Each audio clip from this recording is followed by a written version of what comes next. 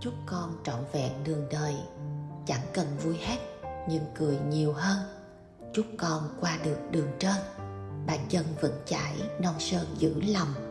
Chúc con mã đáo thành công, lắng nghe chỉ dạy, hanh thông học hành. Thương người thương mạnh chiếu manh, đến thương vạn vật song hành cùng ta. Mong con liêm chính thật thà, một lời nói dối cũng là lệnh tâm. Cuộc đời vạn biến giữa dòng, luôn có ba mẹ hết lòng chở che. Mong con mạnh giỏi con nghe, mùa xuân trong mắt, mùa hè trong tim. Mỗi ngày học được nhiều thêm, hiểu về thế giới êm đềm bước đi. Môi thơm có nói điều gì cũng là ái ngữ thơ thi ngọt ngào. Ầu ơ con lớn mau mau, thế giới rực rỡ đang chào đón con.